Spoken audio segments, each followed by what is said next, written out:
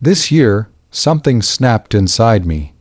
For years, I'd watched my family celebrate Christmas without me, seen the smiling photos, heard the joyful stories, and felt that familiar ache in my chest. They never forgot to invite me, they just actively chose not to. But this Christmas, things were going to be different. I did something radical, something that completely changed everything, and I have to ask you, was I wrong for finally putting myself first? Would you have done the same if you were in my shoes, after years of being an afterthought? Let me take you back, way back, to when this all started. I'm the youngest of 3, and you'd think that would come with some perks, right? Like being doted on, or at least remembered. But for me, it was the opposite. My older siblings, Sarah and Mark, always had a tight bond, a shared history that I, being much younger, was never truly a part of. We're talking a 7-year gap between me and Sarah, and 5 between me and Mark. By the time I was old enough to really participate in family events, they were already established as the main kids, the ones who always got the prime seating at the dinner table, the biggest slices of cake, and, most importantly, the automatic invitations to everything. My parents, bless their hearts, were always busy, working hard to provide for us. In their defense, I think they just didn't notice the subtle ways I was being excluded. Or perhaps they did, and just didn't know how to bridge the gap. It wasn't outright malicious at first, more a gradual drifting apart, a quiet omission that became a loud absence in my life. Christmas, in particular, was always the hardest. From a young age, I remember the buzz and excitement in the weeks leading up to it. My siblings would be planning, talking about who was coming, what presents they were getting, and where we'd be celebrating. I'd try to interject, to join in, but my voice often got lost in their enthusiasm. When I was very young, I'd still be there, a quiet observer at the edges of their laughter. But as I got older, the forgetting began. It started innocently enough, a casual comment from my mom a few days before Christmas. "Oh, we assumed you knew we were going to Sarah's this year." Or Mark mentioned he'd pick up the turkey. "Did he call you about sides?" Each time, it felt like a tiny sting, a reminder that I wasn't part of the core planning committee. I was always an add-on, an afterthought, someone to be included if remembered, but not essential. This feeling intensified in my early 20s when I moved out for college. The distance made it easier for them to simply not remember. The first year, I called my mom a week before Christmas.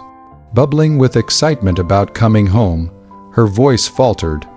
"Oh, honey, we're actually all going to Aunt Carol's this year. I thought Sarah told you." Sarah, who hadn't spoken to me in months unless I initiated it. That was the first time the tears came, hot and bitter. It became a pattern, every single year, sometimes. I'd get a last-minute text from my mom on Christmas Eve, a hurried "Merry Christmas, honey. Hope you're having a good one."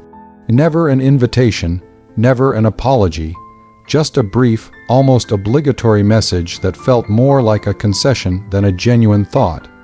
I'd see their social media posts, the perfectly decorated tree, the mountain of presents, my parents, siblings, nieces, and nephews all gathered around, smiling, laughing, a picture of familial bliss.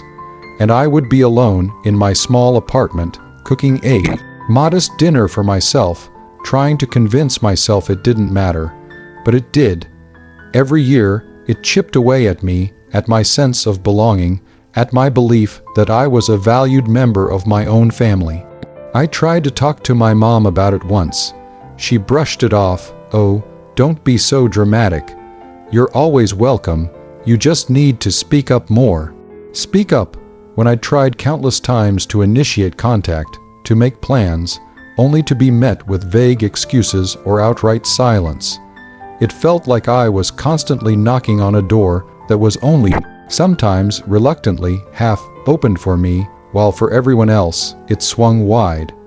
I started making my own traditions: Christmas with friends, volunteering at shelters, or just spending a quiet day reflecting, and honestly, some of those Christmases were truly lovely.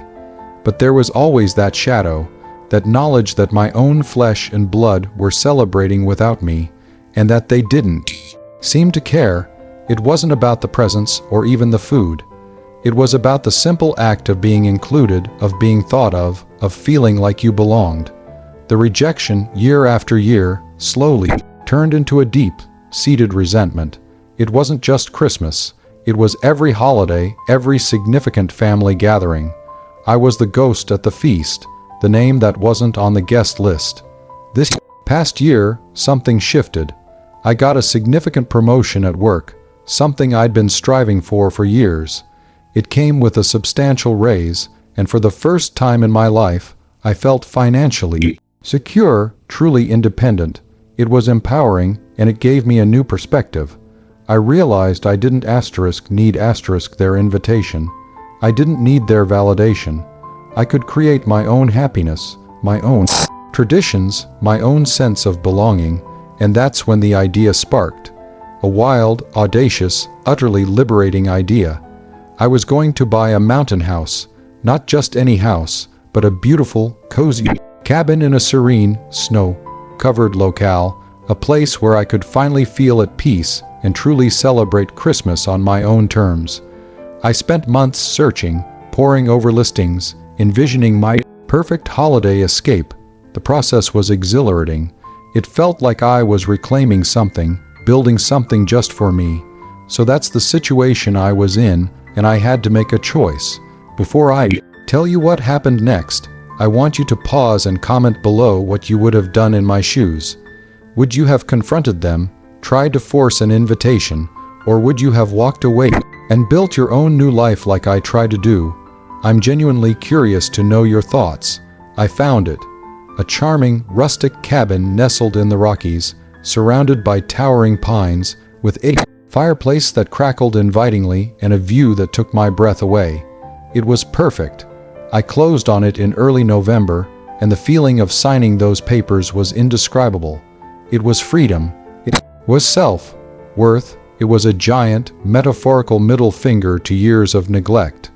I kept it a secret from my family, of course. They didn't need to know my plans. I spent weeks furnishing it, decorating it, making it my own personal sanctuary.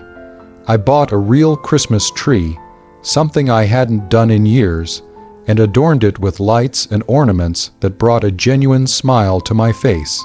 I planned a gourmet Christmas dinner for one, with all my favorite dishes and a playlist of classic holiday tunes. Then came the inevitable. About 2 weeks before Christmas, my mom called. My heart gave a little lurch, a familiar tension. "Honey, how are you? Busy?" she asked, her voice a little too sweet. I knew what was coming. "I'm great, actually," I replied, my voice calm, almost unnervingly so. "Just finalizing some plans." She paused, then, "Oh, well, that's good. I just wanted to let you know that we're all going to Sarah's again this year for Christmas. She's doing her famous roast, and Mark's bringing the kids. You know how they love to open presents there. It's going to be such fun." There it was, the annual notification, not an invitation, but a casual announcement of what I was, once again, missing out on. My stomach tightened, but this time it wasn't with sadness. It was with a strange sense of anticipation. I took a deep breath. "Oh, that's nice, Mom," I said, my voice still even. "Sounds lovely." She paused again, probably expecting me to sound disappointed, to try and wiggle my way in. "So, what are your plans then, honey?" she asked, a hint of genuine curiosity, or perhaps obligation, in her voice. This was it. This was my moment. "Actually, Mom," I said, a slow smile spreading across my face, "I'm going to my mountain house for Christmas." Silence. A long, stunned silence on the other end of the line. "Your mountain house." She finally stammered. "What mountain house?" the one I bought a few months ago," I said, as casually as if I were discussing the weather. "It's beautiful, Mom. All the snow, the quiet, the fireplace. It's going to be a wonderful Christmas." The conversation after that was a blur of sputtering questions from her, a mixture of shock and, I dare say, a tiny bit of envy. She wanted to know where it was, how I could afford it, why I hadn't told anyone. I kept my answers vague but polite. I wasn't trying to rub it in, not exactly, but I wasn't going to downplay it either. I had worked hard for this, for my independence and my peace. Word, of course, spread like wildfire through the family. Sarah called, sounding genuinely surprised, and I think a little miffed that I hadn't consulted her. Mark texted, a single emoji of a shocked face. The usual holiday flurry of family group chat messages, which I usually just muted, suddenly included questions directed at me. "Is it true you bought a house? Wow, mountain house. You really didn't tell anyone?" I responded politely, but kept my distance.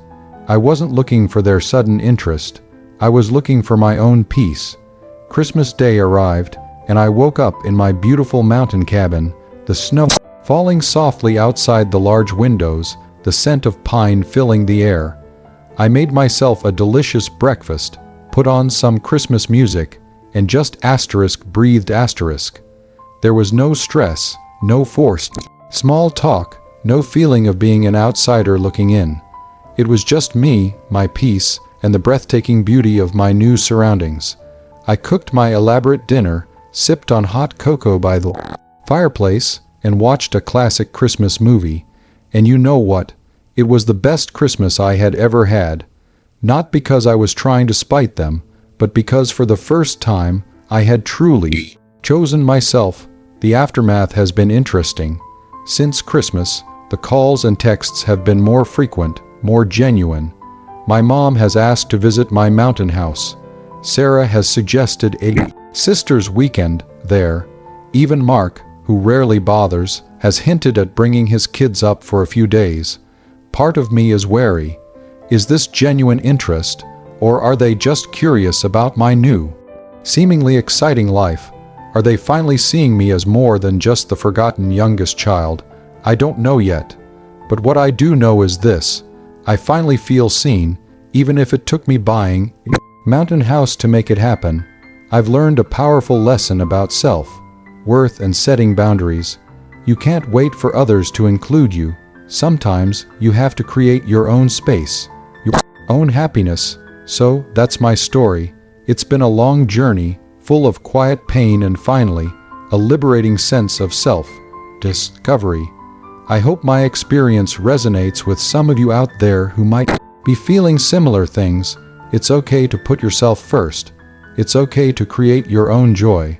If you were on my side and you think I did the right thing, please like this video.